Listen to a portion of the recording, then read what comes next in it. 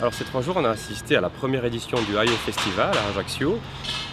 Festival 8, 9 et 10 août qui ont vu se produire Zazie, Patrick Bruel et Dadju, bien sûr avec à chaque fois des premières parties, Nicola Torracinta, Vanille et Diana Salicetti. Pas de première partie pour Dadju. On a mis un DJ, oui. On a mis DJ El Muneco pour Dadju pour mettre un peu d'ambiance avant la star du R&B français. Au niveau des fréquentations, à combien de personnes justement s'élève-t-il? On est en train d'obtenir les derniers chiffres, mais on s'approche des 7000 personnes payantes sur l'ensemble du festival. La plus grosse soirée phare a bien sûr été celle de Patrick Bruel, que ce soit en termes d'affluence, mais en termes aussi de qualité technique et de production, parce que c'était une très grosse production.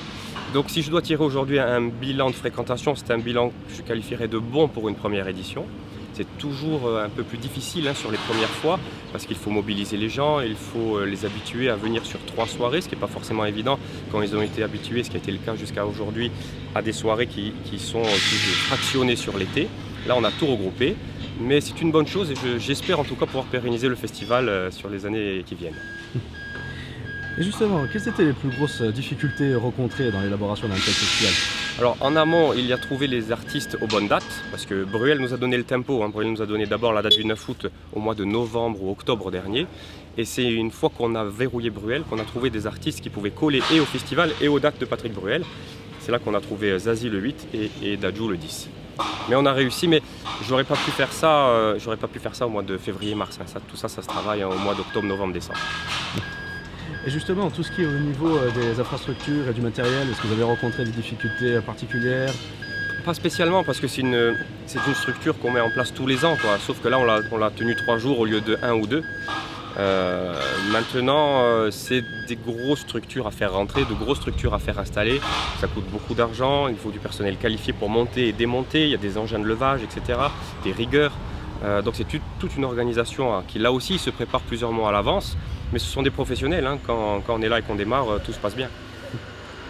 Et est-ce que justement d'autres festivals du coup sont prévus, si jamais au courant de l'année, à peu près dans le même style que le IO Festival? Alors moi ce que je fais, c'est que j'ai une programmation qui s'étale sur toute l'année. Effectivement cette année on fera 9 dates. Ma société de production organisera 9 spectacles à Ajaccio. 3, ce sont les 3 qu'on vient de passer cet été. Et 6, ce sont du hors-saison. On a commencé en février avec Blanche Gardin, Patrick Fior, Jennifer en mars, etc., Kev Adams, et on refinira l'année en décembre. Donc on en fait beaucoup plus, on en fait le double en fait, hors-saison, étalé sur l'année, que ce qu'on fait l'été. Là maintenant on assiste au démontage du coup, est-ce que c'est assez facile? Vous rencontrez des Alors difficultés? voilà, il faut faire vite parce qu'on n'a pas de temps, le matériel est loué sur le continent après. Le site doit être dégagé parce qu'il y a les journées napoléoniennes du 15 août. Donc nous on a fini Dadju le samedi 10 août. Dans la nuit du 10 au 11, on a enlevé toutes les lumières et tout le son, on a mis ça dans les 2 semi-remorques. Là nous sommes aujourd'hui le 12 matin. On a commencé déjà dans la foulée hier à démonter la structure métallique. Aujourd'hui le 12 matin, vous voyez qu'elle est quasiment toute tombée. Je pense qu'elle sera chargée sur les 3 semi-remorques ce soir. Et demain matin, 13 matin, le site sera complètement libre. Donc il nous faut à peine 2 jours pleins et 2 nuits pour vider le Cazone. Là on a été un peu pressé par le temps. Normalement on met 1 jour de plus pour avoir un peu de marge.